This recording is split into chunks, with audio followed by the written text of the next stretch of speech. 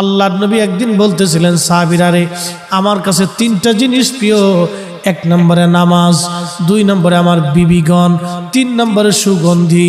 এক নম্বরে নামাজ আমি নবীর কাছে প্রিয়, সালাত আমি নবীর কাছে প্রিয়, নামাজ আমি নবীর কাছে প্রিয়। সারা রজনী জেগে জেগে নবী নামাজ পড়তেন। নামাজ পড়তে পড়তে পা ফুলে যাইত। আম্মা জান আয়েশা একদিন ডেকে বলেন, ইয়া রাসূলুল্লাহি, আপনার আগে পরে সব গুনাহগুলি মাফ, আপনার তো কোনো গুনাহ নাই নবী গো, তারপর কেন আপনি এইভাবে নামাজ পড়েন? আল্লাহর নবী ডাক দিয়ে বলেন, আয়েশা রে, আমি কি আল্লাহর শুকরগুজার বান্দা হব না? আমি কি আল্লাহর কৃতজ্ঞ বান্দা হব না? আমি কি রব্বে কারিমের দরবারে কৃতজ্ঞতা প্রকাশ করব না রে আয়েশা? আল্লাহর হাবিবের কাছে প্রিয় ইবাদতের নাম হলো সালাত, নামাজ। নামাজ হলো খুব দামি ইবাদত, পছন্দের ইবাদতের নাম সালাত, নামাজ। কঠিন মেহশরের মাঠে আল্লাহর আরশে মুআল্লা ছাড়া কোনো ছায়া থাকবে না। ওই ব্যক্তিকে আল্লাহ ছায়া দিয়ে দিবে যে ব্যক্তি নামাজ পড়ে মসজিদ থেকে বের হয়ে আসার পরে তার হৃদয়টা মসজিদের মধ্যে ঝুলিয়ে রেখে আসে। যে ব্যক্তি মসজিদ থেকে নামাজ পড়ে বের হয়ে আসার পরে তার হৃদয়টা মসজিদের মধ্যে ঝুলিয়ে রেখে আসে, অর্থাৎ নামাজ পড়ে বের হয়ে আসার পরে আবার অন্তরটা নামাজের জন্য উদগ্রীব থাকে, কখন আবার নামাজে যাব। এই লোকটা আরশে মুআল্লার নিচে আমার আল্লাহ তার জন্য জায়গা বরাদ্দ করে দিবে। একবার জোরে বলা যাবে কি সুবহানাল্লাহ? আল্লাহর নবী বলেন, উম্মত কিয়ামতের আলামত ৭২টা। প্রথম নম্বর আলামত হলো আমাতুস সালাহ, আমার উম্মত নামাজ মেরে ফেলবে। উম্মত নামাজ ছেড়ে দিবে, নামাজ ভুলে যাবে, নামাজ পড়তে যাবে না, নামাজ ছেড়ে দিবে।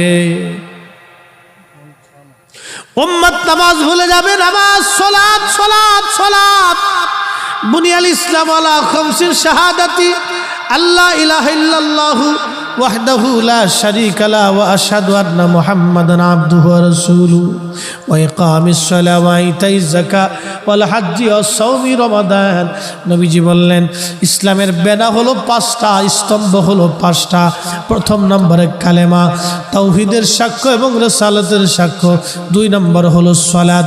তাওহীদ ও রিসালাতের সাক্ষ্যের পরে সবচেয়ে বড় ইবাদতের নাম হলো সালাত, নামাজ, নামাজ, নামাজ। উম্মত নামাজ ছেড়ে দিবে, নামাজ ছেড়ে দিবে, সালাত। উম্মত নামাজ ছেড়ে দিবে, ওয়ামাতুস সালাহ, উম্মত নামাজ মেরে ফেলে। সফল কাম হতে হলে আল্লাযীনা ইউমিনুনা বিল গায়ব ওয়া ইউকিমুনাস সালাহ। আপনি যদি সফল কাম হতে চান তাহলে আল্লাহ সর্বপ্রথম কোরআনে বলছেন গায়েবের উপর ঈমান আনবে, এরপরে ওয়া ইউকিমুনাস সালাহ, নামাজ প্রতিষ্ঠিত করবে। নামাজ, সালাত, সালাত, নামাজ প্রতিষ্ঠিত করবে উম্মত। সালাত, নামাজ, নামাজ, নামাজ। কোন ব্যক্তি যদি সঠিক মতো নামাজ পড়ে, কিয়ামতের মাহশরের কঠিন দিনে আল্লাহ সর্বপ্রথম জিজ্ঞেস করবে, বান্দা নামাজের হিসাব দিয়ে যাও। যখন আল্লাহর বান্দা নামাজের হিসাব কষে দিবে, বাকি হিসাবগুলি আল্লাহ আর তাকাবেন না, আল্লাহ ক্ষমা করে দিবে। না হয় না, আরো জোরে বলেন সুবহানাল্লাহ। শুকরিয়ার মুসলমান, সালাতের হিসাব যখন বান্দা বুঝাই দিবে, আল্লাহ পাক আর কোনো হিসাব দেখবে না, সঙ্গে সঙ্গে রব্বে কারীম মাফ করে দিবে। হা হা, সালাত, নামাজ বড় দামি ইবাদত, নামাজ, নামাজ বড় দামি ইবাদত, নামাজ, সালাত। আল্লাহর নবী বলেন, উম্মত আমার কাছে সর্বপ্রথম প্রিয় হলো সালাত, এরপরে প্রিয় হলো আমার বিবিগণ, আমাদের স্ত্রীগণ, আমার স্ত্রীগণ। আল্লাহর নবীর 11 জন বিবি ছিল, আমাদের 11 জন আম্মাজান ছিল।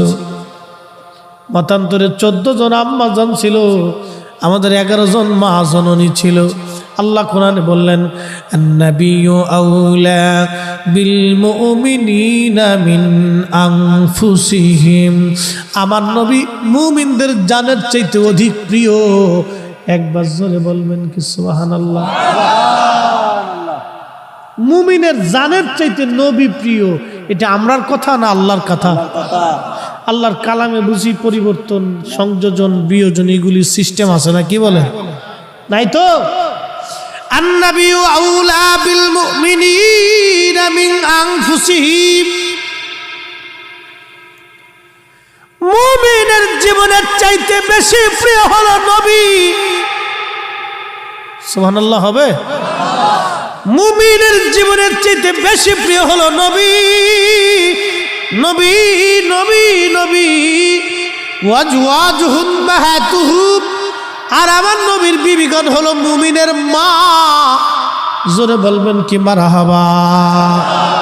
মুমিনের মা, নবীর বিবিগণ আমাদের মা, আমাদের মা, আমাদের মা, আমাদের মা, মা মা।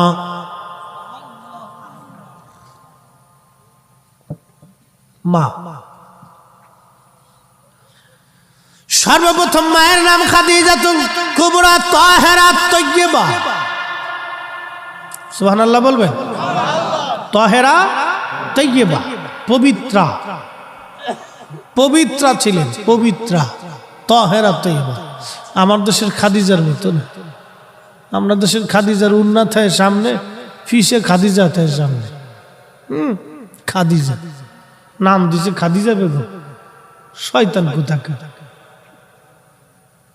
বেপর্দা, বেহায়া, অর্ধউলঙ্গ হয়ে রাস্তায় আড়ে। বেডি না বেডা, জন্ডিস না লেডিস, ইজলে না বেডি বোঝা যায় না।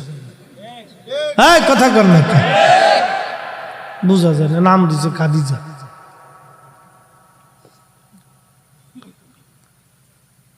বাপের কা আব্বা ফ্যান কিনে দাও, বাবা ফ্যান কিনে দাও, দিছে ফ্যান কিনে। ওই বাপ হলো বড় হিজলে। যেই বাপে তার মেয়েকে প্যান্ট শার্ট পরা, এটা হলো হিজলে। ওটা বাপ হয়েছে কি জন্য? কি কথা বলেন না? ওটা বাপ হয়েছে কেন? ওটা তো হিজলে। ওকে বাপ হইতে বলছে কেন? খুব মনোযোগ দিয়ে প্রিয় নবীজির পছন্দের বিবিগণ হলো পছন্দের। আল্লাহর নবী বলতেন, উম্মত আমার কাছে পছন্দ হলো আমার বিবিগণ। এর অর্থ মানে এটা না যে নবীজি নারীদের প্রতি আসক্ত ছিল, বিষয়টি এরকম না। কিন্তু নাস্তিকেরা বলে নবী বহু নারীতে আসক্ত ছিল বিদায় বহু বিবাহ করেছেন। আসলে ওদের জন্মের ভিতরে বাবা ভেজাল আছে। সন্দেহ আছে আপনাদের? আল্লাহর নবীর চরিত্রে ইজ্জতে যারা চাদর ধরে, ওদের জন্মের ভিতরে কি আছে? না আর জোরে জোরে কোন, জোরে কোন, কি আছে? ভেজাল আছে, ভেজাল ভেজাল ভেজাল। আরে আমরার মাযহাবের ইমাম আবু হানিফা রাহিমাহুল্লাহ, মাযহাবের ইমাম, আমরার মাযহাবের ইমাম, কত বড় আলেম ছিলেন দেখেন। তো একদিন উলামা ইকরাম নিয়ে বসে ফিকহি দর্স চলতেছে, ইলমের দর্স চলতেছে। তো বাচ্চা কাচ্চারা খেলাধুলা করে, তো একটা বল ছুটে এসে দর্সের মাঝখানে চলে আসে। সব বাচ্চারা আলেম ওলামা দেখে আর আগাইতে সাহস পারে না, দূরে দাঁড়ায় গেছে। আমাদের কিছু বাচ্চা, অনেক আদবী বাচ্চা আছে না, অনেক আদবী বাচ্চা। এই যে আমার যুবক যারা আজকে মাহফিলে বসছে, কিছু পোলাপান আছে চারপাশ দিয়ে ফেসবুক চালাইতেছে, মাইন কিছু বিড়ি টেনতেছে। এরকম পোলাপানি তো আছে, কি কথা কর না কেন? আছে না না? আবার কিছু পোলাপান আছে নেশাখোর, এমন ভাবে ভাব লইছে, উরে বাপরে বাপ, উনি দেশের নেতা। সিটকিনি কষাতে কায়দা মতো কইসে মেরে দিলে একবারে চামড়া পোল্ট্রি মেরে উঠে চলে আসবে। ও সিস্টেম জানা আছে, কোথায় কোন জায়গায় কারে মারতে হবে। ও শিখে টিকে কিন্তু ওয়াজ করবার হয়েছে, খুব মনোযোগ দিয়ে। তো এই সব ছেলেরা দূরে দাঁড়িয়ে রয়েছে, বল নিতে কেউ সাহস পায় না। হঠাৎ করে একটা ছেলে দৌড়ে এসে মাঝখান থেকে বলটা থাপা দিয়ে নিয়ে চলে গেল। ইমামুল আজম ডেকে বললেন, এই ছেলেটা জারস।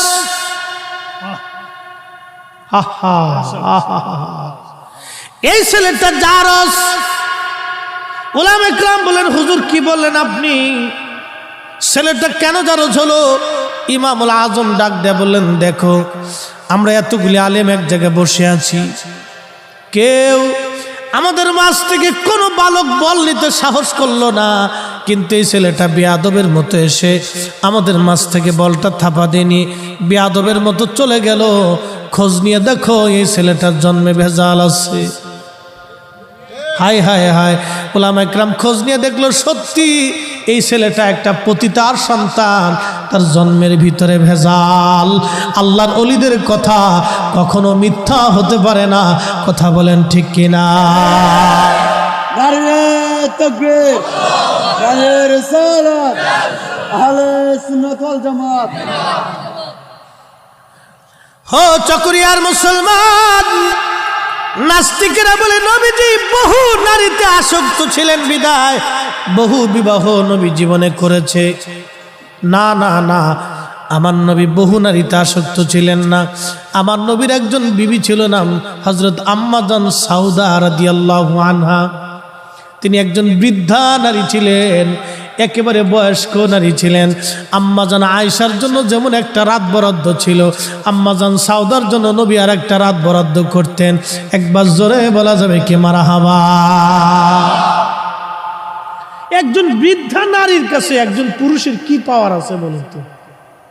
একজন বুড়ি, যে নারী বৃদ্ধা হয়ে গেছে, চামড়া পর্যন্ত ঘুষিয়ে গেছে, এই নারীর কাছে একজন পুরুষ,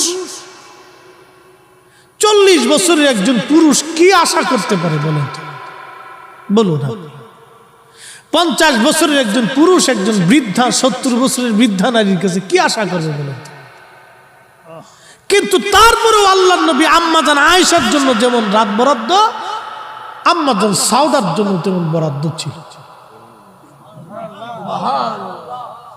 রাসূল করিম উম্মতকে শিখিয়েছেন, উম্মত তোমার যদি দুইটি স্ত্রী থাকে, দুইজন বিবি থাকে, দুইজন বিবিকে যদি তুমি সমান চোখে না দেখো, দুইজন স্ত্রীর সাথে যদি সমান আচরণ তুমি না করো, দুইজন বিবির মধ্যে যদি ইনসাফ তুমি কায়েম না করো, তাহলে ওই উম্মতকে কিয়ামতের ময়দানে আল্লাহ রাব্বে করিম প্রতিবন্ধী করে, ল্যাংড়া খুরা বুবা বানাইয়া, প্রতিবন্ধী বানাইয়া কিয়ামতের ময়দানে তার উঠানো হবে। আহা, কি কঠিন শাস্তি, একটু চিন্তা করুন তো। কোটি কোটি মানুষ দেখবে এটা ল্যাংড়া কানা খোরা, কারণ তার দুইটা স্ত্রী ছিল, সে সমানভাবে দেখে নাই, একটারে ভালো ভালো খাবার দিছে আর একটারে মারতে ধরে। এরকম বাংলাদেশে বহু আছে, কি কথা বলেন না কেন? আছে না? বহু আছে, বহু পুরুষ আছে দুইটি স্ত্রী বিয়ে করছে, এক স্ত্রীর খোঁজ নেয়, আর একটা সুন্দর এটি খালি ঘুরে। এগুলোর ফাইলে কায়দা মতো বাটাম সালাম দিয়ে দিত দরকার। এগুলোর হলো বাটাম সালাম দিতে হবে, নগদে বাটাম সালাম, বাকি ঝুঁকি দিয়ে লাভ নেই। হ্যাঁ, এগুলো নগদ বাটাম সালাম। বুঝতে পারছেন? ইসলাম এমন চমৎকার জীবন ব্যবস্থা। হযরত ওমর রাদিয়াল্লাহু তাআলা বাটাম সালাম দিয়ে দিত। বাটাম বুঝছেন? আমাদের ফরিদপুরের ভাষায় বলে বাটাম, মানে লাঠি চালান। একবারে জাগার উপরে খাড়ার উপরে লাঠি চালান দিয়ে দিলে সব সোজা হয়ে যাবে। প্রকাশ্যে লাঠি চালান, তাও ইসলামিক আইন হলো প্রকাশ্যে লাঠি চালান দিয়ে দাও, সবাই মিলে দেখবে। সেনাবাহিনীর ট্রেনিং কেউ কোনোদিন দিচ্ছেন কিনা জানি না, সেনাবাহিনী যদি একজনের দোষ করে শাস্তি সবার হয়ে যায়। ভুল করবে একজন, সারাক্ষণ এটা চালাস না বাপ, এটা ভিতরেটা চালাস না, এটা জ্বালা যন্ত্রণা। হ্যাঁ, আমার দরকার নেই আওয়াজ, এমনি বালা, এটা পলিউশন, বেশি সাউন্ডে স্নায়ুর সমস্যা হয়, ব্রেনে এফেক্ট করে, ঝামেলা আছে। আমরা বক্তাদের ব্রেন পারফেক্ট না থাকলে জ্বালা। এই জন্য আমাদের ঘুম আগে পারফেক্ট হইতে হয়, বিশ্রাম ঠিক থাকতে হয়, নাহলে ওয়াজ ডাইনেরটা বামে চলে যাবে, বামেরটা ডাইনে, পিছনেরটা সামনে, উপরেরটা নিচে যাবে, কোনো ওয়াজের তালের ঠিক থাকে না। বুঝতে পারছেন? এইটা খুব পারফেক্ট জিনিস, এটা ঠিক থাকতে হবে। খলিফাতুল মুসলিমিন হযরত ওমর বাটাম চালান মারতেন, নগদের উপর বিচার করা হতো, হযরত ওমর নগদের উপর বিচার করে দিতেন। বন্ধ করে দাও ভাই, আমার কাছে অসুবিধা বললাম। প্রিয় মুসলমানেরা খুব মনোযোগ দিয়েন, হযরত ওমরের কথা বলছিলাম, বাটাম চালান। সেনাবাহিনীর ভিতরে ভুল যদি একজনের হয়, শাস্তি সবাইকে দেওয়া হয়। একটা কোম্পানির একজন লোকে যদি ভুল করে শাস্তি সবাইকে দেওয়া হয়, এজন্য শাস্তি দেওয়া হয় কারণ সেনাবাহিনীর ট্রেনিং তো খুব বড় মারাত্মক। যুদ্ধের ভিতরে একজনের যদি ভুল হয়ে যায় তাহলে পুরা ব্রিগেডটা মার খেয়ে যেতে পারে। এই জন্য সবাইকে সমান তলে শাস্তি দিয়ে দেওয়া হয় যাতে কেউ ভুল না করে। ইসলামের শাস্তির বিধান এরকম হবে, ভুল করতে হবে, ভুল হয়ে যাবে, শাস্তি বিধান চালু হয়ে যাবে, কোনো কাহিনী টাহিনী নাই।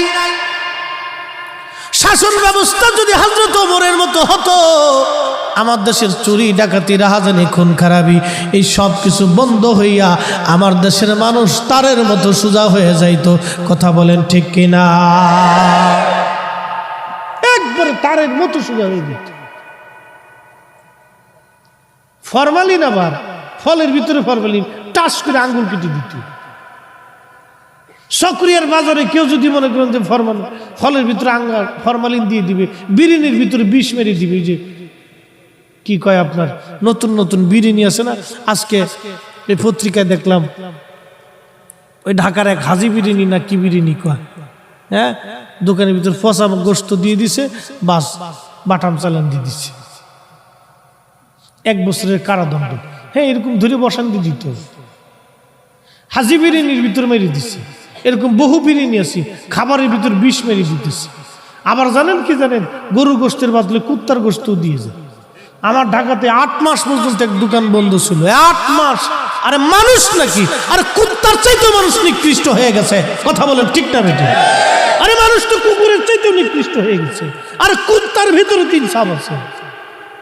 মানুষ মানুষকে বিষ খাওয়ায়, মানুষ মানুষকে কুত্তার গোস্ত খাওয়ায়, মানুষ মানুষকে মরা মুরগি খাওয়ায় দেয়। বড় বড় হোটেলগুলিতে ওই ঢাকা শহরে মরা মুরগি নিতে নিতে অনেক মুরগি মরে যায়, এগুলি কম দামে পাওয়া যায়, এগুলি নিয়ে সালান মেরে বাস মুরগি মেরে দিতেছে, খা। এই আমার দেশের ধনীরা এগুলো পোড়ায় পোড়ায় খাইতেছে। আই কি মজা, খা খা, গিরিল বাজতেছে, হ্যাঁ, খা, পুরাই পুরাই খাওয়াচ্ছে, খা, কদ্দুর বরস, খা, জম্মের খাওয়া, খা। ওটা আমরা কচু শাক খেলি ভালো আছি রে ভাই, কি কথা কর না কা? যদি কচু শাক খাই তাও ভালো আছি। ওই মরাটা পাইছি না বাগে। আমি জীবনে হোটেলে না মুরগি সুরগি দিস না, এগুলো আমরা খাইতাম না। প্রয়োজন আমার একটা ডিম ভেজে দিই তাও ভালো। বেহুদে হুদে টে আমি পাবলিকের টেকা নষ্ট করে নাকি জোরাজোরি করে কি হুজুর খায়? না না না, দরকার নেই, তোমার টেকা নষ্ট করার দরকার নেই। তোমার টাকা তোমার পকেটে থাকে, আমি বালা জিনিস খাই দিই বালা। হ্যাঁ ভাইরা আমার, খুব মনোযোগ দিয়ে, এই অবস্থা আমাদের সমাজে আজ চলতেছে। রন্দে রন্দে ভেজাল, রন্দে রন্দে সমস্যা, রন্দে রন্দে প্রবলেম। আহা, সেই দিন কোথায় চলে গেল? হযরত ওমরের জীবনের একটা কথা আপনাদেরকে শোনাই, না কষ্ট হবে আপনাদের? আহা, হযরত ওমরের জমানাতে একদিন হযরত ওমর বসে আছেন, কত বড় পার্লামেন্ট। হযরত ওমরের পার্লামেন্টের নাম মসজিদে নববী। বারান্দা ছিল মাটির ধুলার তক্তের উপরে বসে থাকতেন। ধুলার তক্ত। হযরত ওমরকে খোঁজার জন্য রোমান থেকে একজন দূত আসছে। একদিন হযরত ওমর গাছের ছায়ার নিচে হাতের ডানার উপরে মাথা রেখে ঘুমাইতেছিলেন।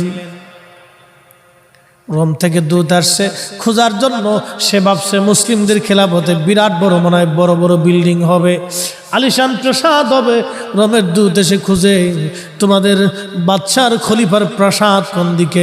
মুসলমানরা হাসে আর কয়, না, আমাদের বাদশার কোনো প্রাসাদ নাই। একবার জোরে জোরে বলা যাবে কি মারহাবা।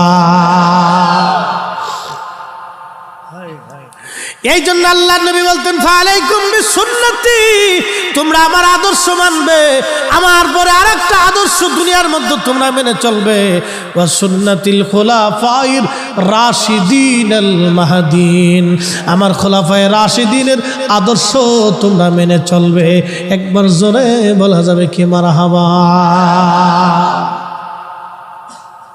তেলের গাড়ি তেলে চলে, হাওয়ার গাড়ি হাওয়ায় চলে, বিনা তেলে চালাই গাড়ি, নবী সুলাইমান আমরা সেই মুসলমান, আমরা সেই মুসলমান। এ বাপ, ইউরোপে যাবেন তো, আমেরিকায় যাবেন তো, যায় দেখবেন ওদের অধিকাংশ জন্মের ঠিক নেই। ঠিক তো বললেন, কিন্তু আমি বুঝাইতেছি আপনার, বিয়ে হওয়ার আগে বাচ্চা জন্ম হয়, নাম দিছে গার্লফ্রেন্ড আর বয়ফ্রেন্ড, আমি নাম দিছি কুত্তা ফ্রেন্ড। কি তোরা হাসস কে?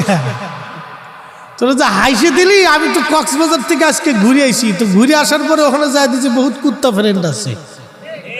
ঠিক আসতে গলিকা জোরে খ। আমি সমুদ্র সৈকত থেকে আজকে ঘুরে আইছি, পোলাপানের জ্বালা মাসিনে খালি খুঁজাকে একটু সমুদ্রে যাবো, চল যায়। তো যাই দেখি যে বহুত কুত্তা ফ্রেন্ড ঘুরতেছে, কুত্তা ফ্রেন্ড। কুত্তা ফ্রেন্ড তো বুঝছিস, বয়ফ্রেন্ড আর গার্লফ্রেন্ড, এটার নাম দিচ্ছি কুত্তা ফ্রেন্ড। এরকম যদি কেউ বলে তাহলে বুঝবি যে ওইটা শেষ হয়ে গেছে। ওই মেয়ে বিয়ে করাচ্ছে তো সারা জীবন ওইভাবে পড়ে থাকবি। তুই ওই মেয়ে বিয়ে করলে তোর জীবন শেষ হয়ে যাবে, তোর জিন্দেগি শেষ হয়ে যাবে, তোর মাথার থেকে পা পর্যন্ত পুরোটাই শেষ হয়ে যাবে। আল্লাহর নবী বলছেন, উম্মত তুমি তাকওয়াবান নারী দেখে বিয়ে করো, পরহেজগার নারী দেখে বিয়ে করো। ও কালা হোক, ও কালো হোক, মিসমিসে কালো হোক, যদি পরহেজগার হয়ে থাকে আল্লাহর কসম এটাই তোমার জন্য জান্নাত হবে। কথা বলেন ঠিক না বেটে? খুব মনোযোগ দিয়ে। তেহেদের দেশে হলো বয়ফ্রেন্ড আর গার্লফ্রেন্ড, ও বিয়ে হওয়ার আগে বাচ্চা হয়ে যায়। কি হয়?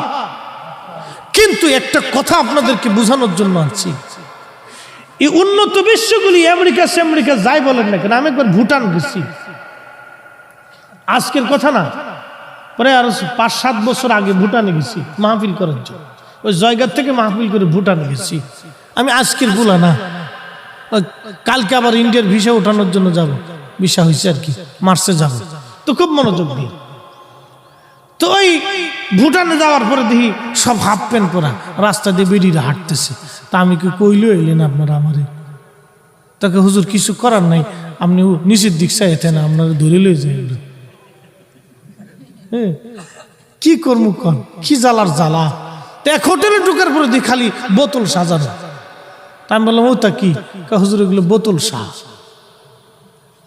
বোতল শাহ বুঝছেন? মদ মদ মদ মদ, এতে এগুলো খায়। আমি বললাম, এই হোটেলে আমি খাবো না, না খেয়ে থাকবো তাও খাবো না। কোনো মুসলিম হোটেল থাকলে আমার নিয়ে চলে। তো সারাদিন না খাওয়ার পরে বিকেলবেলা শেষে জায়গা যাইয়া এক হোটেল ছিল মুসলিম হোটেল, যায় দেখি হজরত আলা হজরত রহিমাহুল্লাহর নাম খুব সুন্দর করে মাজার শরীফের ছবি টবি দিয়ে একবার সাজাই থুয়ে দিছে। একবার জোরে বলবেন না মারহাবা? একবারে কাপটা শুনবি, দেখে কলিজাটা ভরে গেল। বললাম, হ্যাঁ ওনার কাছে খাইতেই। পরে উনি গরুর গোশত দিয়ে আমার খুব সুন্দর করে খাওয়াইছে। ওখানে যায় দেখি আলা হজরত, এই জোরে কর না মারহাবা। ওখানেও যায় দেখছি মানুষের হৃদয়টাকে তিনি এভাবেই জয় করেছিলেন। আরে রসুলের গোলাম যারা হয়ে যায়, কুল মখলুক তার গোলামি করে। কি কথা বলেন ঠিক কিনা? কুল মখলুক তার হয়ে যায়। প্রিয় মুহতারাম উপস্থিতি, খুব মনোযোগ। এই ইউরোপের মানুষগুলি বিয়ে হওয়ার আগেই বাচ্চা হয়ে যায়।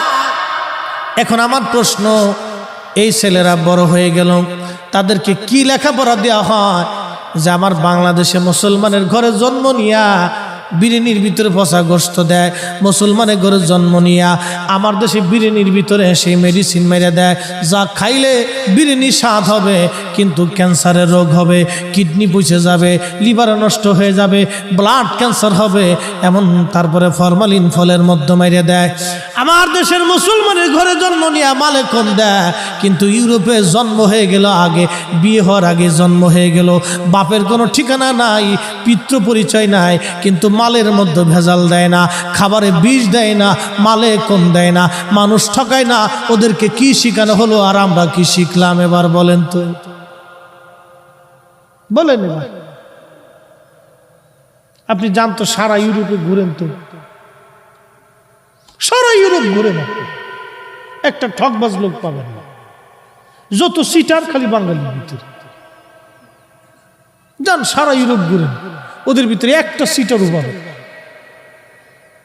যা বলবে পারফেক্ট, গুলি মিস হবে, কথা মিস হবে, অথচ মায়ের বাপের কোনো জন্মের ঠিক নেই। জান, এই যে যায় দেখেন এবার হলো কি আমাদের দেশে, হলো কি আমরা শিক্ষা ব্যবস্থা ছোট কাল থেকে আমরা মানুষ বানাইতে পারি না।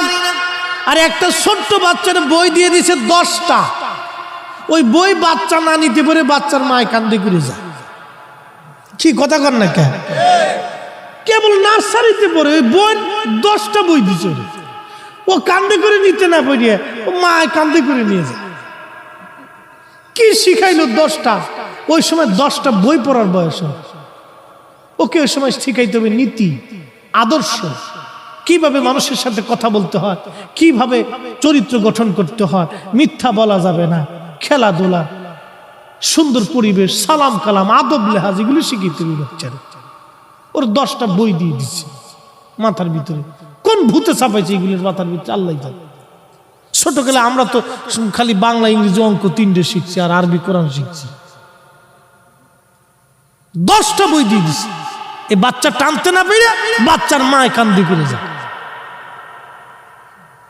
কত বাচ্চা তো শেষ পর্যন্ত ব্রেনের সমস্যাই হয়ে যায়। 10টা বই একটা বাচ্চা কি পড়বে বলেন তো? বাচ্চার ব্রেনের ভিতরে এতটুকু একটা ব্রেন, ও এখন খেলাধুলার বয়স, ওর 10টা বই, 5টা 7টা 8টা বই দিয়ে রাখছে। পাগলের যত কারখানা। প্রিয় মুসলমানেরা, আপনি জাপানে খুঁজে দেখেন, ছোট্ট একটা বাচ্চা জাপানে মিথ্যা কথা বলে না। যান খুঁজে দেখেন, ওরা বৌদ্ধ, কেউ আছে নাস্তিক, কোনো ধর্মই মানে না, আবার কেউ আছে অধিকাংশ বৌদ্ধ। যা দেখেন একটা বাচ্চা মিথ্যা বলবে না, বাচ্চা মানুষ ঠকাবে না, চুরি করবে না। কিন্তু আমার মুসলমানের ঘরে বাচ্চা জন্ম হয়ে গেল, কালেমা কোরআন আজান কালাম দেওয়ার পরেও বাচ্চা চুরি করে, কারণটা কি? ছোট্ট কাল থেকে আমরা শিখাইতে ব্যর্থ হয়েছি। আরে রাসূলুল্লাহর আদর্শ আমাদের ভিতরে নাই। আজকে নবীর আদর্শ নিয়ে গেল খ্রিস্টানেরা, নবীর আদর্শ নিয়ে গেল ইউরোপিয়ানরা, নবীর আদর্শ নিয়ে গেল চাইনিজরা। বলে হুজুর কেমন বলতেছেন আপনি? হ্যাঁ, আল্লাহর নবী বলেন উম্মত, ঘরের মধ্যে একটা লাঠি রাখবা, তোমার সন্তানকে নামাজের জন্য পিটাবা। 10 বছর বয়স হয়ে গেলে যদি নামাজ না পড়ে তাহলে লাঠি দিয়ে পিটাবা। আর আদবের জন্য তোমার সন্তানকে লাঠি পিটা করবা, যদি আদবওয়ালা না হয় লাঠি পিটা করবা। পড়ার জন্য ছেলেরে বকি, নামাজের জন্য কোনোদিন বকি নাই। আরে কাজের জন্য ছেলেরে বকি, কিন্তু আদব শেখানোর জন্য কোনোদিন লাঠি পিটা করি নাই। দোষ তো সন্তানের দিয়ে লাভ নাই, দোষ হলো আমাদের। কথা বলেন ঠিক কিনা? আমাদের দোষ। ছোট্ট কাল থেকে এগুলির মানুষ বানাইতে পারি, আমাদের দোষ। আপনি জানতো জাপানে একটা ছোট্ট ছেলে মিথ্যা বলবে, মানুষ ঠকায় না ওরা। কোটি কোটি মানুষ, ওদের পার্সেন্টেজ হিসাব করে দেখবেন 100% 99% মানুষ ঠকায় না। কিন্তু আমরা বাংলাদেশে, ভারতে, পাকিস্তানে কোটি কোটি কোটি কোটি মুসলমান, খালি মুসলমানের ঘুম থেকে উঠে চিন্তা করে বাস দিন। কি কথা কর না কেন? এই অবস্থা আমাদের দেশে। অথচ হাজার হাজার ওয়াজ হইতেছে, হাজার হাজার ওয়াজ, ওয়াজেরও শেষ নেই। প্রত্যেক জুমাতে হুজুররা ওয়াজ করতেছে, তারপরও মানুষের বুঝ আসে। কেন জানেন? ছোট্ট কাল থেকে মায়ের কোল থেকে বাচ্চা শিখে আসে, বিসমিল্লাহ শিক্ষা দিতে পারি। এই জন্য আল্লাহর নবী উম্মতকে শিখাইলেন, উম্মত, ওই ছেলেটা আরশে মুআল্লার নিচে তার জায়গা বরাদ্দ হয়ে যাবে যে ছেলেটা ছোট্টকাল থেকে নামাজে কালামে ইবাদতে বড় হয়ে ওঠে। একবার জোরে বলা যাবে কি মারহাবা? কষ্ট হইতেছে? হযরত ওমরের জীবনের একটা ঘটনা শোনাবো। এই যে শোনাইতেছি, জায়গা মতো আসতেছি, সে জমানা আর এ জমানার ভিতরে কত তফাৎ, সেই সময়ের মানুষ আর এই সময়ের মানুষের মধ্যে কত তফাৎ। আজকে মুসলমানদের আদর্শ খ্রিস্টানরা নিয়ে চলে গেছে। মনে কিছু নিয়ে না, ওরা শুধু ইমানটা নেয় নাই, ওরা শুধু ইমানটা নেয় নাই, বাকি সব নিয়ে গেছে। ওরা ইমান নেয় নাই, বাকি সব নিয়ে চলে গেছে। ওরা ইমান নেয় নাই, বাকি সব নিয়ে গেছে। খুব মনোযোগ দিয়ে হযরত ওমর রাদিয়াল্লাহু আনহু বসে আছেন। হযরত ওমর বসা, এমন সময় ধুলার তক্তে, কি একটা তক্ত, কত বড় বাদশা, সারা পৃথিবীর অর্ধেক জাহানের খলিফা হযরত ওমর, যার নাম শোনার পরে রোম বাদশারা পর্যন্ত থরথর করে কাঁপতেন যে না, পৃথিবীর সবার সাথে যুদ্ধ করা যাবে, হযরত ওমরের সাথে যুদ্ধ করা যাবে না। পার্সিয়ান সাম্রাজ্য, রোম সাম্রাজ্যের বড় বড় রাজারা থরথর করে কাঁপতেন যে না, হযরত ওমরের সাথে যুদ্ধ করা যাবে না। ও মুসলমান, গভীর মনোযোগ। তার একটা বাদশাহী পার্লামেন্ট ছিল, এই পার্লামেন্টের নাম মসজিদে নববী। তিনি যেখানে বসতেন মসজিদে নববীর বারান্দা, আর যে আসনে বসতেন সে আসনের নাম হলো মাটির আসন। ধুলার তক্তে চড়ে সারা পৃথিবী শাসন করেছে, ধুলার তক্তে চড়ে সারা পৃথিবী শাসন করেছে। একবার জোরে বলা যাবে কি সুবহানাল্লাহ। হযরত ওমর রাদিয়াল্লাহু আনহু বসে আছেন, লোকের একটা ছেলেকে ধরে নিয়ে আসছে, একটা ছেলে, একটা যুবক ছেলেকে ধরে নিয়ে আসছে। ও যুবক বন্ধুরা, কথাগুলি ভালো করে শুনে যাবেন। লোকের একটা যুবক ছেলেকে ধরে নিয়ে আসছে। যুবক ছেলেকে ধরে নিয়ে আসার পরে হযরত ওমর জিজ্ঞেস করলেন, লোকেরা তোমরা এই যুবক ছেলেটাকে কেন ধরে আনছো? লোকেরা বলল, হুজুর সে আমাদের বৃদ্ধ বাবাকে হত্যা করেছে, এই জন্য আমরা তো ওমরের দরবারে নিয়ে আসছি, আল্লাহর ফয়সালা অনুযায়ী আমরা বিচার চাই, সে আমাদের বাবাকে হত্যা করেছে, আপনার আদালতে নিয়ে আসছি। হযরত ওমর রাদিয়াল্লাহু আনহু বলেন, যুবক তুমি কি তাদের বৃদ্ধ বাবাকে মেরে ফেলছো? ওই ছেলেটি বলল, হ্যাঁ খলিফাতুল মুসলিমিন, আমি তাদের বৃদ্ধ বাবাকে মেরে ফেলছি। কেন মারছো?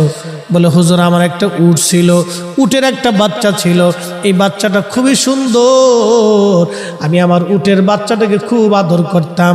এই উটের বাচ্চাটা খেলাধুলা করতে করতে এই বৃদ্ধের খেজুর বাগানে যাওয়ার কারণে বৃদ্ধ একটা পাথর মেরে আমার উটের বাচ্চার চোখ বের করে দিয়েছে। আমি সহ্য করতে না পেরে আমি একটা পাথর হাতে নিয়ে বৃদ্ধের মাথা বরাবর মেরেছিলাম। আমি ইচ্ছা করে মারি নাই, তাকে শাস্তি দেওয়ার জন্য আমি পাথর মেরেছিলাম রাগান্বিত অবস্থায়, কিন্তু পাথরটা মাথায় আঘাত করার কারণে বৃদ্ধ সহ্য করতে না পেরে সে মারা যায়। হযরত ওমর বললেন, যুবক তুমি ইচ্ছা করেই মারো আর অনিচ্ছা করেই মারো, হত্যা তোমার দ্বারা সংগঠিত হয়েছে, আল্লাহর ফয়সালা অনুযায়ী আমি তোমাকে মৃত্যুদণ্ড দেব। ছেলেটি বলল, হুজুর আল্লাহর ফয়সালার কাছে মাথা পেতে দিলাম, আল্লাহর ফয়সালার কাছে মাথা পেতে দিলাম, কিন্তু আমাকে 3টা দিনের জন্য আমাকে দয়া করে জামিন দিয়ে দেন, আমাকে 3টা দিনের জন্য জামিন দেন। হযরত ওমর বললেন, যুবক তুমি জামিন দিয়ে কি করবে? বলে, হুজুর আমার বাবা ইন্তেকাল করার আগে আমার ছোট ভাইয়ের জন্য কিছু সোনা দানা টাকা পয়সা আমার কাছে আমানত দিয়ে যায়, আমিরুল মুমিনিন আমি ওই সোনা দানা টাকা পয়সাগুলি সুন্দর করে মাটির মধ্যে পুঁতে সিন্ধুকে ভরে রেখে দিয়েছি, আমি ছাড়া পৃথিবীর আর কেউ জানে না। হুজুর আমি যদি আপনি আমাকে হত্যা করে ফেলেন, আমাকে যদি আল্লাহর শাস্তি অনুযায়ী মৃত্যুদণ্ড দেন, আমার ছোট ভাইয়ের আমানত নষ্ট হয়ে যাবে, আমার যাইতে একদিন লাগবে, আসতে একদিন লাগবে, মাঝখানে একটা দিন আমি আমার ছোট ভাইয়ের সব আমানত বুঝাই দিয়ে চলে আসব। হুজুর আমার আব্বাজান ইন্তেকালের সময় আমার কাছে আমার ছোট ভাইয়ের আমানত আমার আব্বাজান দিয়ে গিয়েছিলেন, আমার জন্য আব্বা বরাদ্দ করেছিলেন, ভাইয়ের জন্য করেছিলেন, আপনি যদি আমাকে মৃত্যুদণ্ড দেন তাহলে আমার ভাইয়ের আমানত নষ্ট হয়ে যাবে, আমাকে আমানত বুঝাই দেওয়ার জন্য আমাকে একটু জামিন দিয়ে দেন। একবার জোরে বলা যাবে কি মারহাবা। হে মুসলমান কোথায় হারাই গেল আজ? হাই হাই কি মুসলমান ছিল সেই দিনের যুবক, বলতেছে হুজুর আপনি আমাকে জামিন দেন, আমার ভাইয়ের আমানত বুঝাই দিয়েছে। হযরত ওমর রাদিয়াল্লাহু আনহু ডেকে বললেন, ছেলে তোমাকে তো জামিন দেব, কিন্তু জিম্মাদারি কে নিবে বলো? তুমি দেখো মদিনাতে তোমার জিম্মাদারি কেউ নাই কিনা। জিম্মাদারি তো বড় কঠিন, ওমরের আদালতে জিম্মাদারি বুঝছেন, যদি এই ছেলে ফেরত না আসে তাহলে জিম্মাদারির উপর শাস্তি বর্তাবে। কে জিম্মাদারি নিবে? ছেলে যদি ফিরে না আসে। হযরত আবু যর গিফারি বললেন, হুজুর আমি তার জিম্মাদারি নিয়ে নিলাম। ওমর বলেন, আবু যর বুঝে সুঝে নিও। বলে, হুজুর না, অসুবিধা নেই, আপনি দিয়ে দেন, ছেড়ে দেন। বলে, আবু যর বুঝে নাও। বলে, হুজুর বুঝেই নিচ্ছি, আপনি তাকে ছেড়ে দেন। আবু যর গিফারি খুব আশিক রাসূল এবং দুনিয়া বিরাগী সাহাবী ছিলেন। নবীজি বলছিলেন, আবু যর তুমি একাই থাকবে, একাই মারা যাবে, কিন্তু তোমার জানাজাতে বহু মানুষের উপস্থিতি হবে। না আসতে হয়ে গেল না? আরো জোরে। আমরা রাসূলের ইলম নিয়ে প্রশ্ন করি, কত হতভাগা উম্মত আমরা। হাই হাই হাই, হ্যাঁ উম্মত কত বড় হতভাগা হলে রাসূলের ইলম নিয়ে প্রশ্ন তুলে। শাইখুল হাদিস মাদ্রাসায় পড়া কত বড় হতভাগা হলে শাইখুল হাদিস হয়ে রাসূলের ইলম নিয়ে প্রশ্ন তুলে। ছি, উম্মত লজ্জা করা উচিত। হ্যাঁ বেটা, লজ্জা করা উচিত। ও আলেম হয়েছে কি করে? রাসূল কারীমের ইলম নিয়ে প্রশ্ন তুলে উম্মত হয়েছে। উম্মত বলে আমরা উম্মত বললেই উম্মত হওয়া যায়। আরে সেই দিনের আবু যরকে চিনে যান, আবু যর গিফারি দুনিয়া বিরাগী সাহাবী ছিলেন। দুনিয়া বিরাগী সাহাবী, দুনিয়া বিরাগী সাহাবী, দুনিয়া বিরাগী। ইন্তেকালের সময় শুধু একটা জুব্বা ছিল পরনে, গায়ে একটা জুব্বা ছিল, আর একটা পরনে তওবান ছিল, কিচ্ছু ছিল না। স্ত্রী বসে বসে কাঁদতেছে আর বলে, হুজুর আপনি এখন মারা যাবেন। ও আমার স্বামী, কে আপনার জানাজা পড়বে? কে আপনাকে কাফন দিবে? সারাটা জীবনে নির্জনে মরুদ্যানে আমি আর আপনি দুইজনে মরুভূমির ভিতরে কাটাই দিলাম। আজকে আপনার ইন্তেকালের সময় হয়ে গেল, আপনার জানাজার কাপড় আজকে নাই, কোথায় কাপড় পাবো? কে কবর খুঁজবে? হযরত আবু যর গিফারি চোখের পানি ছেড়ে দিয়ে বলে, বিবি হে, তোমাকে চিন্তা করতে হবে না। আমি আমার মাসুক আমার রাসূলের পবিত্র জবান থেকে শুনেছি, আমি একাই মারা যাব। আমার জানাজাতে বহু মানুষ আসবে, আমি নির্জনে মারা যাব। এই মরুভূমির ভিতরে তুমি আর আমি নির্জনেই মারা যাচ্ছি। শোনো হে বিবি, আমার জানাজাতে বহু মানুষ আসবে, তুমি টিলার উপরে তার আগে দেখায় দেখো কোনো কাফেলা আসে কিনা। যদি দেখো কোনো কাফেলা আসে তাহলে বুঝবে আবু যরের সময় ঘনিয়ে গেছে। না হইছে না? আরো জোরে বলে। সাহাবীদের ইয়াকিন রাসূলের উপরে এরকম ছিল। শাইখুল হাদিস প্রশ্ন তুলে নবীর ইলম নিয়ে শাইখুল হাদিস হইছে। নাম দিছে উম্মতে মুহাম্মাদি। কলিজার ভিতরে আল্লাহর প্রতিও একটু ভয় নাই যে কি হবে মেহেশরে? আল্লাহর আদালতে তো দাঁড়াইতে হবে। কি কঠিন ভয়াবহ পরিণতি সেই দিন হবে বলেন। পৃথিবীর কত শাইখুল হাদিস, কত মুনাজির আজম, কত মুফতি, কত প্রিন্সিপাল, কত ইমাম আল্লাহর আদালতের সামনে মাথা নত করে সেজদায় পড়ে থরথর করে কাঁপতে হবে। সেই দিন আল্লাহর নবীর সিল মোহর ছাড়া কোন উম্মতের জান্নাত নসিব হবে না। কথা বলেন ঠিক না বেঠে? আল্লাহ রাসূলের সিল ছাড়া কোন উম্মত সেই দিন জান্নাতে যাবে না, সে যত বড় শাইখুল হাদিস হোক না কেন। নবীর মহান ইজ্জতের কাছে 4 পয়সা মূল্য নেই, কিচ্ছুই না। রাসূল কারীমের মহান ইজ্জতের তুলনায় আমাদের কিচ্ছু নাই, কিছুই নাই, কিছুই নাই, কিছুই নাই। আমাদের নাম দিছে আমি শাইখুল হাদিস। তুমি শাইখুল হাদিস তাতে কি হয়েছে বেটা? রাসূল কারীমের জুতা মোবারকের সাথে যে ধুলা লেগেছিল, এই ধুলার সাথে ধুলা, ধুলার সাথে ধুলা, তারও কোটি বিলিয়ন কোটি ভাগ করার পরে একটা ছোট্ট অনু অংশ এক পাল্লায় দিলে, তোমার আমার মতো কোটি কোটি বক্তার শাইখুল হাদিস উম্মত আর এক পাল্লায় দিলে নবীর কদম মোবারকের ধুলার ওজনের সমান হবে না। কথা বলুন ঠিক না বেঠিক? উম্মতের একই নেভাবে হতে হবে আবু যর গিফারিদের মতো। হযরত আবু যর গিফারি রাদিয়াল্লাহু আনহুর বিবি টিলার উপরে তাকায় দেখলেন একটা বণিক দল আসে। নেমে এসে বললেন, স্বামী আমার একটা বণিক দল আসতেছে। আবু যর বললেন, বিবি রে সময় আমার শেষ, রাসূল বলেছে আমার জানাজায় বহু মানুষ আসবে। সুবহানাল্লাহ, কি হবে? রাসূল বলেছে আমার জানাজায় বহু মানুষ আসবে, অতএব আজকে এখনই আমার সময় বিদায়ের পালা এসে গেছে। বিবি ক্ষমা করে দিও, সারাটা জীবন তুমি আমার সঙ্গে নিঃস্ব নিঃসম্বলে একাকী নির্জনে কাটাইছো, খেয়ে না খেয়ে দুইজনে আমি কাটিয়েছি। আহা, রাসূলের দুনিয়া বিরাগী সাহাবী ছিলেন হযরত আবু যর রাদিয়াল্লাহু আনহু। দুনিয়া বিরাগী একজন সাহাবী ছিলেন। ইন্তেকালের সময় তার কাফনের কাপড় দেওয়ার মতো কিচ্ছু ছিল না। সাহাবীদের জীবনের দিকে তাকাইলে, আমাদের দিকে তাকাইলে সাতা মুসলমানই মনে হয়। সাহাবায়ে কেরামের জীবনের দিকে তাকে, আমাদের জীবনের দিকে তাকাইলে মুসলমানই মনে হয় না। নিজেকে মনেই হয় না যে মুসলমানের কাতারে আছি। সারাটা জীবন নির্জনে কাটিয়ে দিলেন রাসূল কারীমের সাহাবী। কতটা কলিজার ভিতরে ইয়াকিন রাসূলের প্রতি, নবী বলেছে তাই হবে। রাসূল কারীমের প্রতি সাহাবীর ইয়াকিন কি ছিল? রাসূল বলেছে সেটাই হবে। আমরা সেই নবীর ইলম নিয়ে প্রশ্ন তুলি, নাম দিছি বিরাট বড় মুনাজারে আযাম। এটা মুনাজারে আযাম। হাবিবে কিবরিয়া হুজুর করিম সাল্লাল্লাহু আলাইহি ওয়াসাল্লাম বলেছেন, ওই বণিক দলের যিনি প্রধান ছিলেন তিনি হযরত আব্দুল্লাহ ইবনে মাসউদ রাদিয়াল্লাহু আনহু, দুনিয়ার সবচেয়ে বড় মুফতি। ওই বণিক দল নিয়ে তিনি ওই রাস্তা দিয়ে যাচ্ছিলেন, দেখলেন হযরত আবু যর গিফারি মৃত্যু সজ্জায় আসলেন। আবু যর মারা গেল, উনার সুন্দর কাফন দাফনের ব্যবস্থা করে কবর খনন করে বিরাট বড় বণিক দল নিয়ে হযরত আব্দুল্লাহ ইবনে মাসউদের ইমামতিতে আবু যর গিফারির জানাজার নামাজ হয়ে গেল। নবী যা বলেছিলেন তাই হয়েছে, একটা শব্দ মিথ্যা হয় নাই। একবার জোরে বলা যাবে কি ইয়া রাসূলুল্লাহ?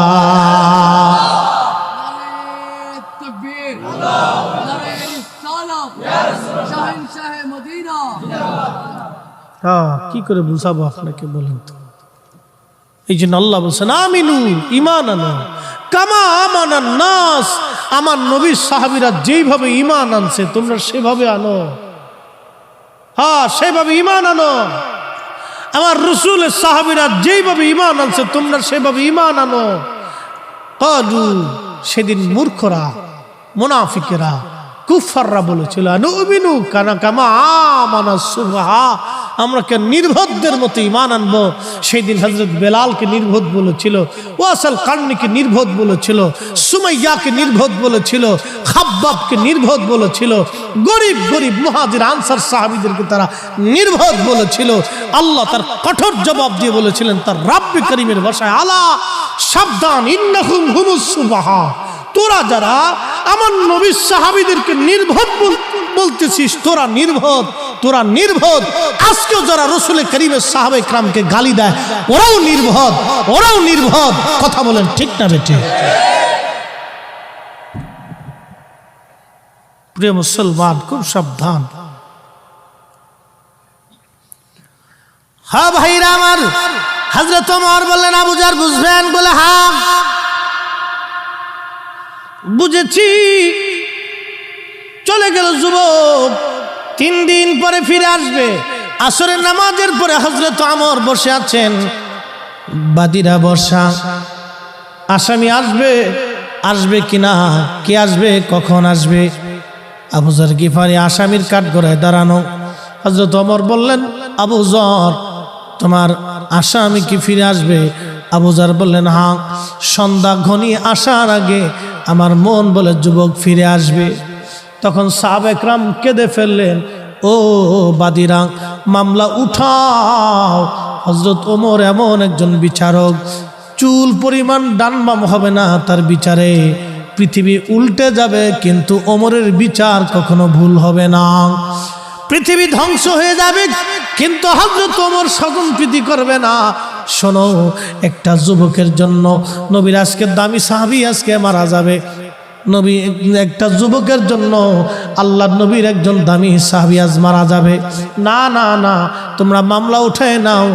বাদীরা বলল, না, বাবার হত্যার ফয়সালা টানতে আসছি, আমরা ফয়সালা ছাড়া ফিরে যাব না, আমরা ফিরে যাব না। হ্যাঁ, চকরিয়ার মুসলমান, চকরিয়াবাসী, সেই দিন কিছুক্ষণ পরে সূর্য ডুবে যায়। লালিমা বর্ণ ধারণ হয়ে গেছে, একেবারে কুসুমের মতো, ডিমের কুসুমের মতো লালিমা হয়ে গেল। এমন সময় যুবক হাঁপাইতে হাঁপাইতে দৌড়েছে, সবার সামনে সালাম দিলেন, আসসালামু আলাইকুম রহমতুল্লাহ, আমিরুল মুমিনিন, আমি ফিরে এসেছি আমার ভাইয়ের আমানত রক্ষা করে। আপনি আপনার হাত আল্লাহর বিধান কার্যকর করতে পারেন। হযরত আবু যর, 3 দিন আপনাকে কষ্ট দিয়েছি, ক্ষমা করে দিবেন। আজকে 3 দিন আপনি ব্যতিব্যস্ত ছিলেন আমার জন্য চিন্তায়, আমি আমার ভাইয়ের হক আদায় করে আমি ফিরে চলে আসলাম। পুরা দরবার তখন শান্ত, কোনো শব্দ নাই। হযরত ওমরের চোখ বেয়ে বেয়ে পানি পড়তে লাগলো। এমন একটা ভালো ছেলে আজ মারা যাবে। আল্লাহ পাক বাদীদের হৃদয়ের ভিতরে তখন দয়া সৃষ্টি করে দিলেন। বাদীরা ডাক দিয়ে বলল, আমিরুল মুমিনিন, যেই ছেলেটা তার ভাইয়ের হক আদায় করার জন্য হযরত ওমরের মৃত্যুর কাঠগড়া থেকে ফিরে বাড়ি পর্যন্ত যাওয়ার পরে আবার ওমরের মৃত্যুর কাঠগড়ায় ফিরে আসতে পারে, এই ছেলেটা আমাদের বাবাকে ইচ্ছা করে মারে নাই, ও বড় আমানতদার, সে ভুলবশত হত্যা হয়ে গেছে হুজুর। আমরা এই মামলা উত্থাপন করলাম, এই আসামির প্রতি আমাদের আর কোনো মামলা নাই, আমরা তাকে ক্ষমা করে দিলাম। আমিরুল মুমিনিন হযরত ওমর যাতে তাকে ক্ষমা করে দেয়। হযরত ওমর হেসে দিয়ে বললেন, যাও, বাদীরা যখন ক্ষমা করে দিয়েছে ওমরের কাঠগড়া থেকে, আমি তাকে নিষ্কৃতি খালাস করে দিলাম। একবার জোরে বলা যাবে কি মারহাবা, সালাতুন ইয়া রাসূলুল্লাহ,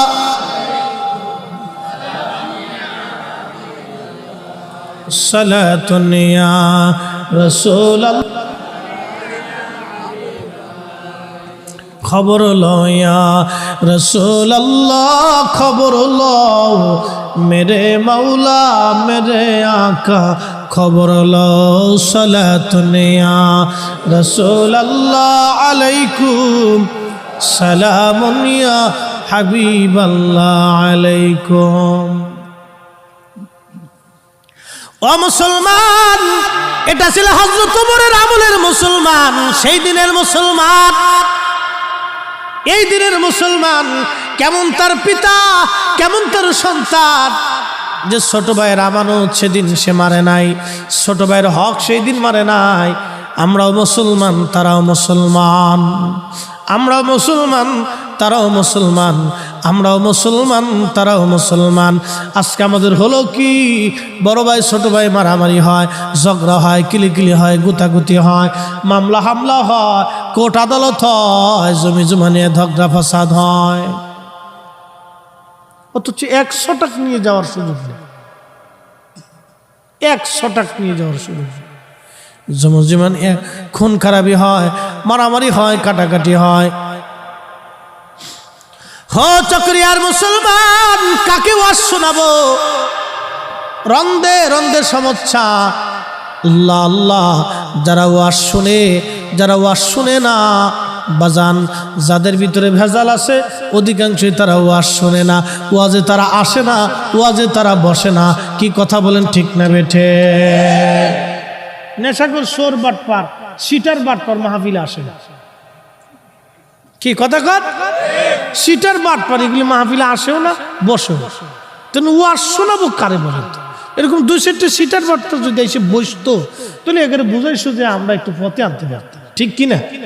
সিটার বাটপার এগুলি আসে না, ওরা চিন্তা করে আমরা তো এমনি সিটে, ভালো জায়গা আমরা যাওয়ার দরকার নেই, এই জন্য আসে না। মনে কিছু নিয়েন না, আমার কথা যাহা বলি সুস্পষ্ট বলার চেষ্টা করি, বাকি ঝুঁকি করে লাভ নেই। চকরিয়ার মুসলমান মাইকের আওয়াজ বহু দূরে যায়, এই এলাকার ভিতরে হাজার হাজার মুসলমান, সবাই কিন্তু আজকে আসলো না। সবাই যদি আসতো তাহলে অবশ্যই আজকে এখান থেকে কিছু নিয়ে তারা বাড়ি পর্যন্ত যেতে পারত। বাজানো সেদিনের মুসলমান কি দামি মুসলমান ছিল। হযরত ওমরের কথা বললাম, একটা ছোট্ট ঘটনা থেকে আপনাদেরকে বুঝাইলাম সেদিনের মুসলমান কত দামি মুসলমান ছিল।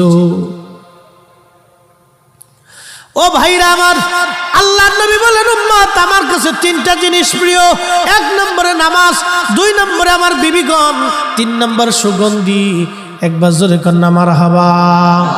2 নম্বরে বিবিগণ, তাহলে স্ত্রীদের সঙ্গে কি আচরণ ভালো হবে না খারাপ হবে? কেমন ভালো হবে জানেননি? আল্লাহর নবী বলেন, উম্মত তোমার স্ত্রীর সঙ্গে যদি তোমার ঝগড়া হয় তাহলে কথা বন্ধ করে দাও, তারপরও যদি না হয় তাহলে বিছানার সজ্জা আলাদা করে দাও, যদি তারপরেও তোমার স্ত্রী সোজা না হয় তাহলে এর মুরব্বীদেরকে ডেকে নিয়ে এসে একটা সমাধান করে ফেলাও। ধাপ 3টে, তারপর গায়ে হাত দেওয়া যাবে না। প্রথম নাম্বার, কথা বন্ধ করো। যদি তোমার স্ত্রী তারপরেও সোজা না হয় তারপরে তুমি তার সাথে বিছানা আলাদা করে দাও, যদি তারপরে সোজা না হয় মুরব্বীদেরকে ডেকে ঢুকে এনে ঝামেলা পাকা, অর্থাৎ ঝামেলা মীমাংসা করে দাও, তারপরেও ঝামেলা করবে না। যদি তারপরেও মারতে হয় এরপর একটা তুলার লাঠি বানাইয়া তোমার স্ত্রীর গায়ে পিটাইবা। তুলার লাঠি আইসে তো দিলে একদিন তুলার লাঠিতে ফিটে দেখে কি মজা লাগে। বউ দেখবেন গরুর গোস্ত রাখতে খাওয়াই দিচ্ছে, যাক পাওয়া গেছে একটা তুলার লাঠি। আর ইসলাম কত সুন্দর জীবন ব্যবস্থা।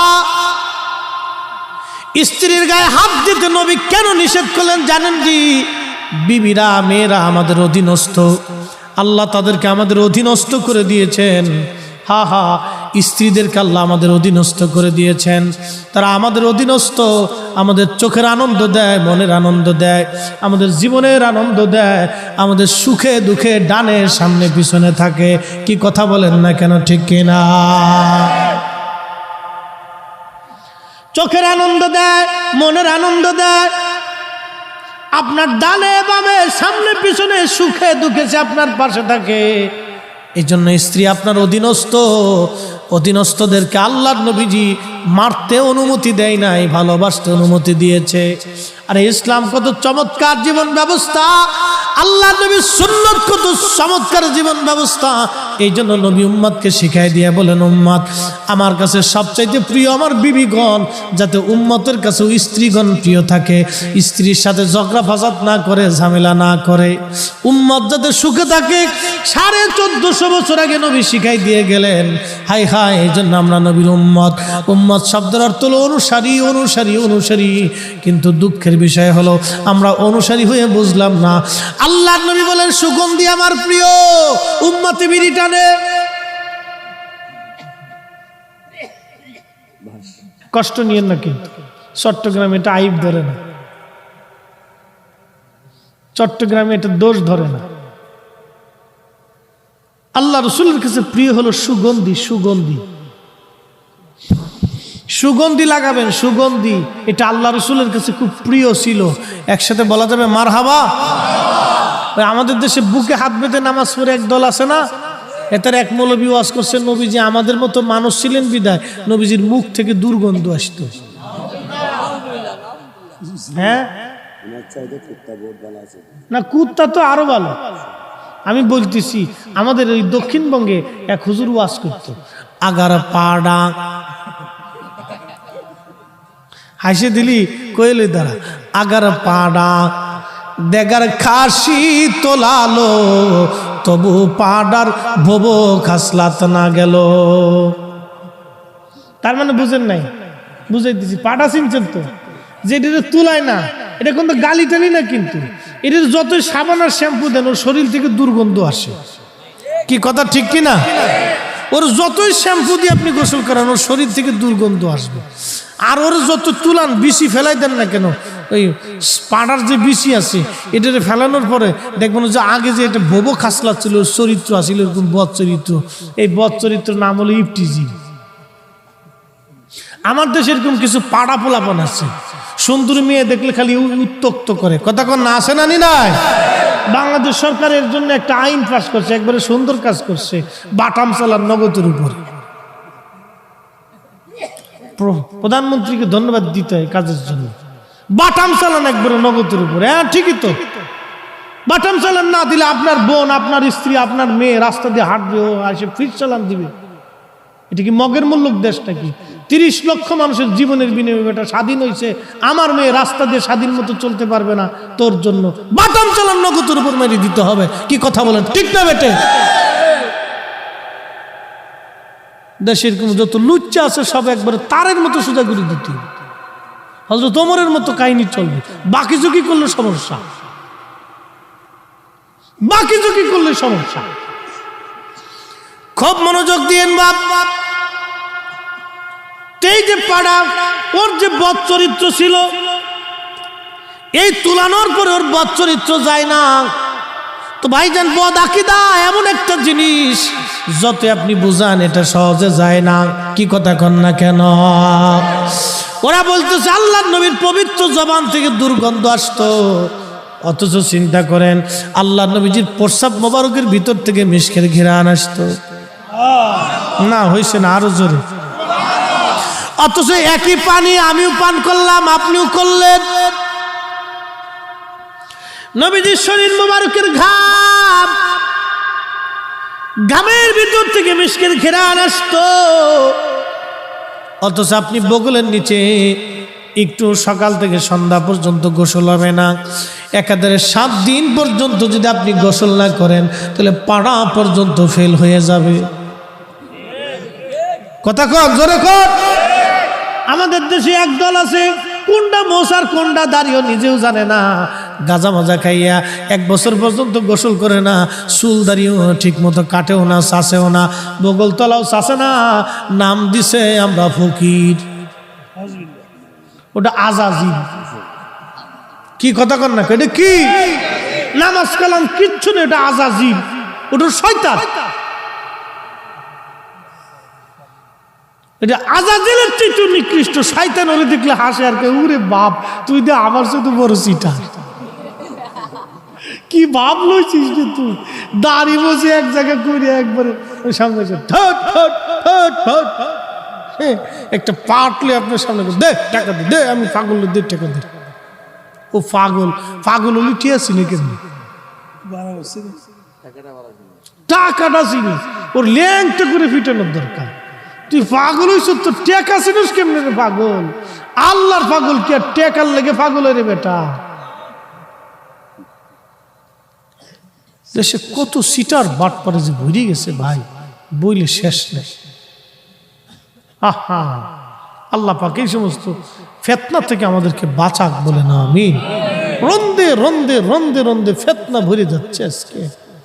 আরে শরীরে সব জায়গায় ঘা হয়ে গেছে, মলম কয় জায়গা দিবে?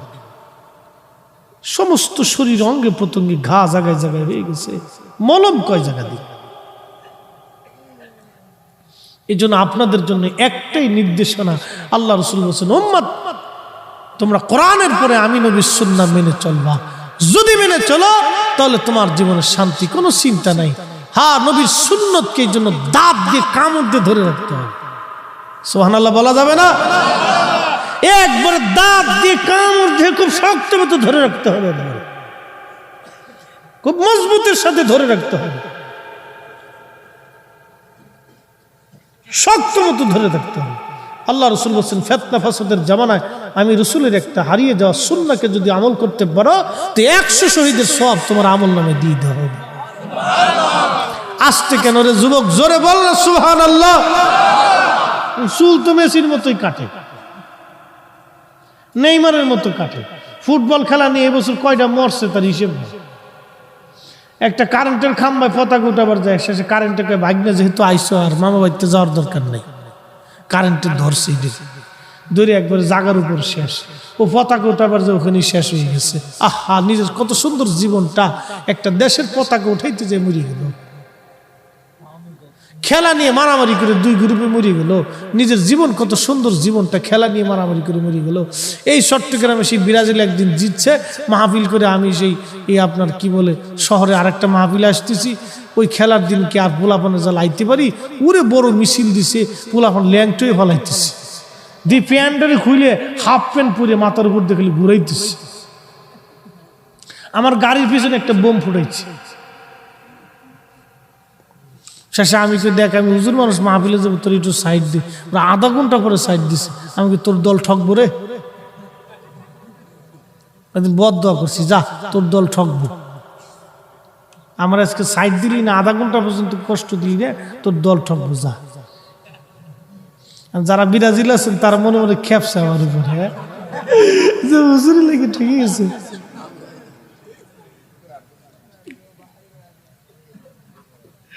আমি কোন দলে না, যেটা জিতবো এটার দলে শুধু যাইছে। এই সমস্ত আমি দল চল নিয়ে এগুলো নিয়ে মাথায় টেনশন বাড়ানোর কোনো দরকার আছে? কতটি গমের ওষুধ খেয়ে শীতেও ঘুমাইছি ঠগার পরে। ঠক আল্লাহ রাসূল বলে আল মারু আমর হাব্বা, তুমি যারে ভালোবাসো তার সাথে তোমার হাসর নাসর হবে। এই জন্য আমরা আল্লাহর ওলিদেরকে ভালোবাসি। কথা বলেন ঠিক না বেঠে? ওলিদেরকে ভালোবাসি, ওলিদের সাথে আমাদের হাসর নাসর হবে, ওলিদের সাথে আমাদের হাসর নাসর হবে। ও বাবা মুসলমান, খুব মনোযোগ দিয়ে যান। আল্লাহ নবী বলেন 3 নাম্বার আমার কাছে প্রিয় হলো সুগন্ধি। সুগন্ধি আমার কাছে প্রিয়, সুগন্ধি আমার কাছে প্রিয়, সুগন্ধি। এই জন্য আপনারা সুগন্ধি ব্যবহার করবেন। আতর আল্লাহ নবীর কাছে এটা খুব প্রিয়। শুধু সুগন্ধি হলেই হবে না, আপনাকে সবসময় পবিত্র থাকা লাগবে, অজু হালতে থাকা লাগবে, অজু পবিত্রতা অর্জন করা লাগবে আপনার। হযরত আবু বকর বলেন ইয়া রাসূলুল্লাহ, আমার কাছে 3টা জিনিস প্রিয়। নবীজি বললেন কি বলো? আবু বকর বলেন ইয়া রাসূলুল্লাহ, আপনার পবিত্র নূরানি চেহারা মোবারকের দিকে তাকায় থাকা আমার কাছে প্রিয়। একবার জোরে বলা যাবে কি মারহাবা? আমি জানি প্রেমে পাগল সে তো মদিনা, প্রেমানলে পুরে মরি, প্রেমানলে পুরে মরি, ওহে রব্বানা। আমি জানি প্রেমে পাগল সে তো মদিনা। সালাতুন ইয়া রাসূলুল্লাহ আলাইকুম সালামুন ইয়া, সালাতুন ইয়া রাসূলুল্লাহ আলাইকুম সালামুন ইয়া হাবিবাল্লাহ আলাই। ও ভাইরা আমার, সাহাবায়ে কেরামের আদর্শ আমাদের নিতে হবে, নবীজির আদর্শ নেওয়া লাগবে। এই জন্য যদি শান্তি পেতে চান, আল্লাহর নবীর সুন্নত ছাড়া বিকল্প কোনো রাস্তা নাই। আছে? কোনো রাস্তা নাই। নবীর আদর্শ খুঁটে খুঁটে খুঁটে খুঁটে আমাদের মধ্যে নিতে হবে। আমাদের ছোট ছোট বাচ্চাদেরকে নবীর আদর্শ শিখাইতে হবে, আমাদের মেয়েদেরকে নবীর আদর্শ শিখাইতে হবে, আমাদের স্ত্রীদেরকে নবীর আদর্শ শিখানো লাগবে। এই জন্য আমি আমার যুবক বন্ধুদেরকে বলবো, বন্ধু বিয়ে করার দিন থেকে সুন্নত পালন শুরু হবে। বলে হুজুর কোনটা? বিয়ে করতে যাবেন সুন্নত তরিকায়, বউ নিয়ে আসবেন সুন্নত তরিকায়, বিয়ে হবে সুন্নত তরিকায়। 1 নম্বরে যৌতুক হারাম। যৌতুক কি? চট্টগ্রামে আরাম,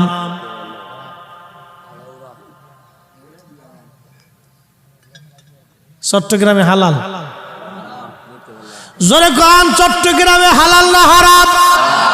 কুত্তার গোশত, শুয়োরের গোশত, ওই সুদের টাকার গরুর গোশত, ঘুষের টাকার গরুর গোশত, যৌতুকের টাকার গরুর গোশত। এই তো সারছে না কাম। এবার মনে কিছু নিয়ে না। পায়খানাকে পায়খানাই বলতে হবে, পেশাবকে পেশাব বলতে হবে, পেশাবকে শরবত বললে হবে না। বাপ, আমি ফরিদ হিসাব মুতলে শরবত হবে না, কি বলেন? হ্যাঁ, আর আপনি মুতে দিলে এটা হারাম হবে না? কি হারাম হারামই থাকবে। বাপ, শুয়োরের গোশত যেরকম হারাম, কুত্তার গোশত যেরকম হারাম, সুদের টাকা ঘুষের টাকা যেরকম গরুর গোশত একই রকম হারাম, যৌতুকের টাকার গরুর গোশত একই রকমই হারাম। ঠিক আসতে কেন জোরে বলেন? জীবনের নিয়ত করবেন, বিয়ে করবেন, 1 টাকা যৌতুক দিবেন। এই খয়রাতি ব্যবসা যেন না হয়। এটা হলো ফকিরনির ব্যবসা, সবচেয়ে নিকৃষ্ট ব্যবসা এটা। পুরুষ পুরুষের মতো থাকতে হবে, পুরুষ বেড়া বেড়ার মতো থাকতে হবে। কি কথা বলেন? ঠিক না বেটে? বেড়া বেড়ার মতো থাকতে হবে। বিয়ে করবেন, শ্বশুর বাড়ির সম্পত্তির দিকে লোভ থাকবে কেন? এই ছোটল কি ব্যবসা কি জন্য থাকবে? এগুলোর জন্য না থাকে।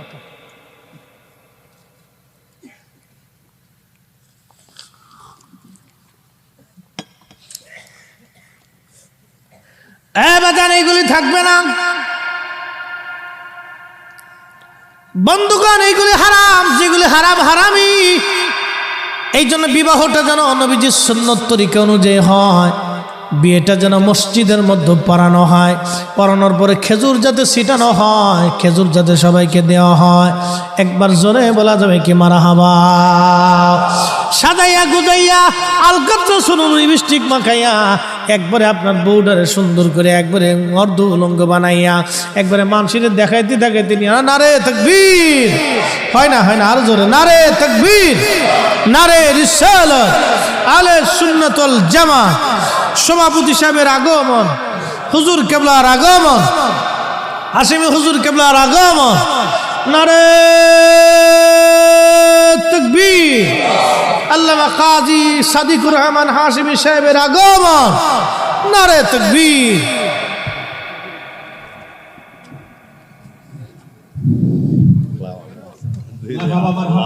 আপনি কেমন আছেন? আমাদের মাঝে উপস্থিত হয়েছেন আজকের মাহফিলের সম্মানিত সভাপতি, পীরে তরিকত, রাহনুমায়ে শরীয়ত, জানশিনা আমিনে মিল্লাত, খলিফায়ে দরবারে আলা হযরত হযরতুল হাজ আল্লামা শাহ সুফি কাজী সাদিকুর রহমান হাশিমি মাদ্দাজিল্লাহুল আলী, সভাপতি আঞ্জুমান আশিকান মুস্তাফা সাল্লাল্লাহু আলাইহি ওয়াসাল্লাম বাংলাদেশ, সাজ্জাদা নসীন আলামিন হাশিমি দরবার শরীফ চট্টগ্রাম। আমি হুজুর কেবলাকে আজকের মাহফিলের সভাপতির আসন অলঙ্কৃত করার জন্য মাহফিল কমিটির পক্ষ থেকে বিনীতভাবে অনুরোধ করছি।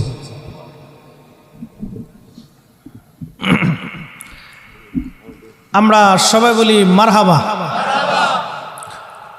আজকের মোহতারাম সভাপতি হুজুর কেবলা উনি এসে গেছেন।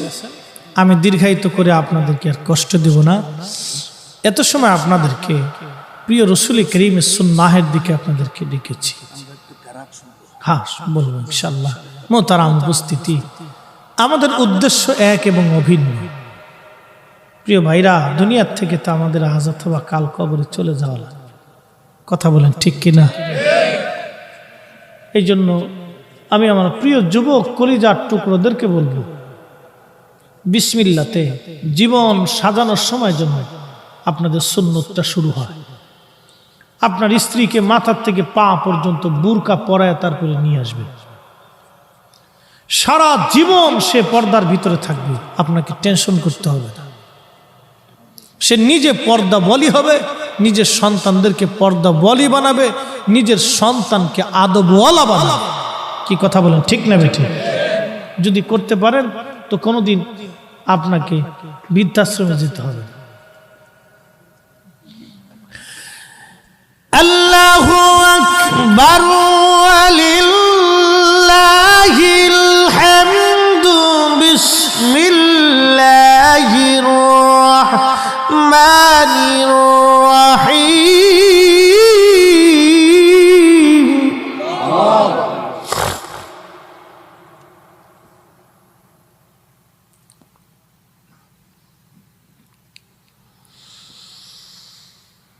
إن